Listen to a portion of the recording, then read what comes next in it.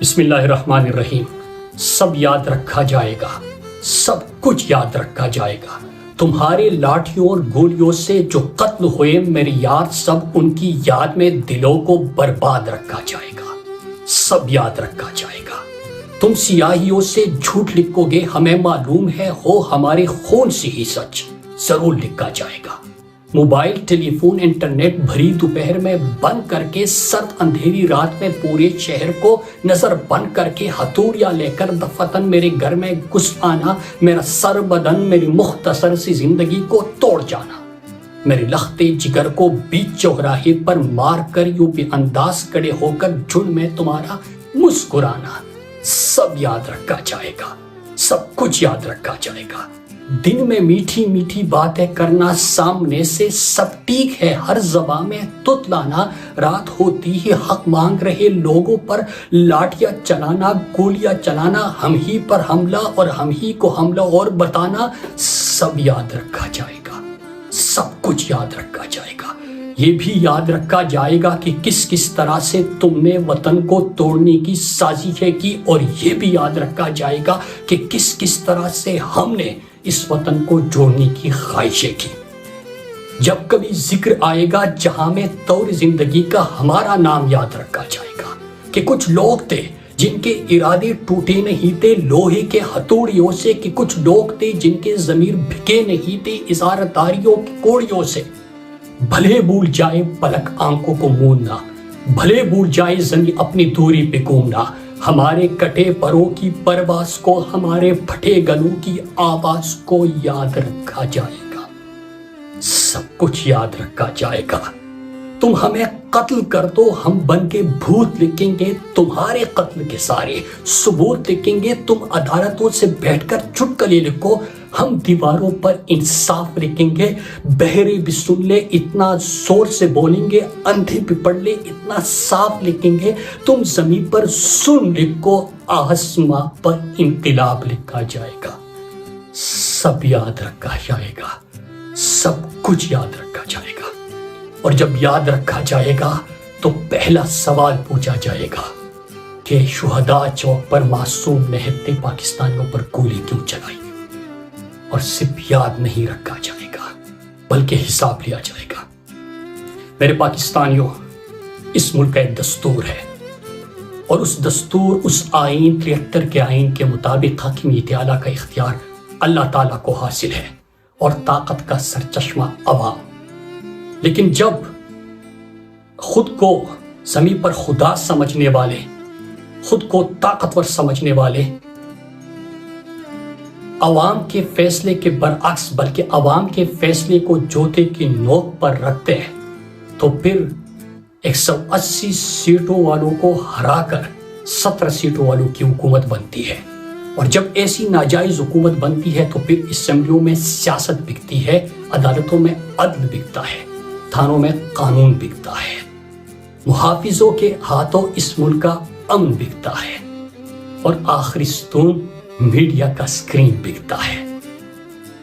میرے پاکستانیوں، ایک چیز جو پوری قوم ایکسپیکٹ نہیں کر رہی تھی، ہر جبر، ہر ظلم، بار بار ان کی سازشیں، ملک کو توڑنا، عوام کے اوپر ظلم کرنا، اغوا کرنا، لاپتہ کرنا، تشدد کرنا، آئین توڑنا، آئین کو پامال کرنا، سب کچھ یہ پاکستانی قوم ایکسپیکٹ کر رہی تھی۔ لیکن کبھی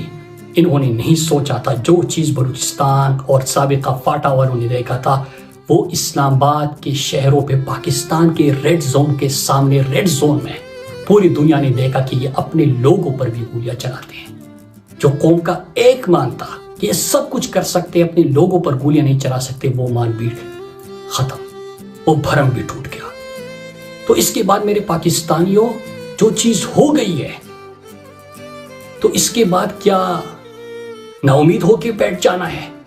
یا یہ جب ایکسپوز ہو گئی تو اب اس ملک کو ایک مرتبہ ٹھیک ہونا ہے؟ کیونکہ اس کو ٹھیک تو ہونا ہی تھا، لیکن بنیاد غلط تھی، طریقہ غلط تھا، چہرے بے نقاب ہونے رہتے تھے، وہ سب کچھ ہو گیا۔ تو میرے پاکستانیوں، اب وہ ہونے جا رہا ہے، یہ دیوار گرنے والی ہے۔ 3 چیزیں میں اپنی پاکستانی قوم کے سامنے آج کہنا چاہتا ہوں۔ نمبر 1، پاکستان تحریک انصاف کے کارکنان سے سب سے پہلے میں مخاطب ہوں۔ کہ جب وہ بھرم بھی ٹوٹ گیا، وہ مان بھی نہیں رہا، تو اس کے بعد ہم نے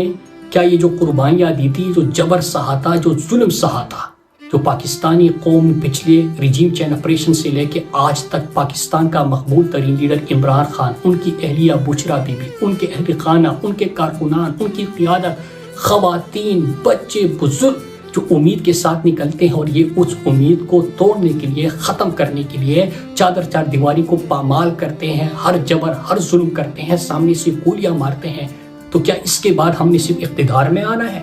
کیا ہم نے حکومت بنانی ہے؟ کیا ہم نے صرف تمغے اور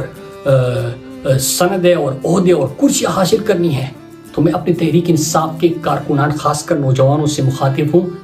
کہ ہم نے صرف حکومت میں نہیں آنا، یہ کرسیوں کے لیے، یہ تمغوں کے لیے، یہ عہدوں کے لیے یہ چیزیں نہیں ہو رہی، یہ پاکستان کو بدلنا ہے ہم نے۔ اور آپ کا لیڈر جو قربانی دے رہا ہے وہ ایک ایسے پاکستان کا خواب ہے جہاں پہ آئین پامال نہ ہو، جہاں پہ پارلیمنٹ یرغمال نہ ہو، جہاں پہ کسی جنرل کا بھی قانون توڑنا مجال نہ ہو۔ ایک ایسا پاکستان بنانا ہے جہاں پہ جس کا جو کام ہے، جو آئین پاکستان میں درج ہے، وہ کرے گا۔ پارلیمنٹ یرغمال نہیں ہوگا، قانون سازی ہوگی، عدلیہ آزاد ہوگی، میڈیا آزاد ہوگا، سب کو حقیقی آزادی حاصل ہوگی، اور چوکیدار کا کام چوکیداری کرنا ہوگا۔ ایسے پاکستان کی جدوجہد کرنی ہے، مشکل ضرور ہے، لیکن جس حد تک پہنچ گئے ہیں اس کے بعد اس کو ٹھیک ہونا ہی ہے۔ نمبر 2، میں پاکستانی قوم سے، اپنے پاکستانیوں سے مخاطب ہوں کہ آپ نے بہت قربانیاں دی، آپ نے جس طرح کے ہزاروں نشان عمران خان کی یاد رکھے، جس طرح عمران خان کے نام پہ اور تصویر پہ پابندی لگی، اب ایک رشتہ بن گیا ہے۔ پہلے بحث ہوتی تھی مائنس عمران خان، پارٹی کو توڑنا، ان سب چیزوں کی، کوئی شخصیت آیا، کوئی گیا، کوئی کسی نے پارٹی جوائن کی، کسی نے چھوڑ دی، اب یہ بیچ میں کوئی نہیں ہے۔ پاکستانی قوم اور عمران خان کا ایک مضبوط رشتہ بن گیا ہے، اور رشتہ وہ پاکستان کو ہمیشہ کے لیے ٹھیک کرنا ہے۔ لیکن میرے پاکستان میں جدوجہد آپ نے جاری رکھنی ہے، اور آپ نے بتانا ہے کہ آپ اس ملک میں کرایہ دار نہیں، اس کے مالک ہیں، اور آپ ہی اس کے بقا کے حتمی ضامن ہے۔ یہ ملک آپ کا ہے، یہ گھر آپ کا ہے، یہاں پہ آپ کی مرضی کے فیصلے ہوں گے، کوئی فرد واحد یا کوئی بیرونی طاقتیں پاکستان کے فیصلے نہیں کریں گے، یہ حق آپ نے ان سے چھینا ہے۔ تیسری چیز، سوشل میڈیا والے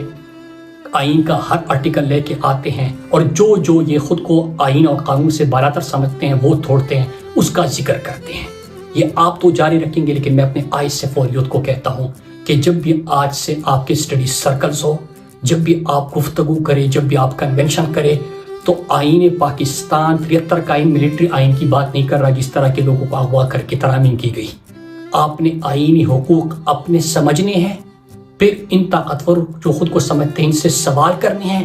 اپنا نشانہ سیدھا رکھنا ہے، ان سے سوال پوچھنے ہیں، اور نہ صرف آپ نے اسٹڈی سرکل میں یہ کرنا ہے بلکہ میں یوتھ اور ایسیپ کو میں نے ریکمنڈیشن دی ہے کہ اگلے سال سے جو بھی آپ کے کیبنٹ ممبر بنے گا اس کو آئین پاکستان حرف بحرف اس کو یاد ہو، اس کو اپنے حقوق کا پتہ ہو، تاکہ وہ بہتر انداز میں نمائندگی کر سکے۔ اور اس کے ساتھ ہی تمام تعلیمی اداروں میں جا کر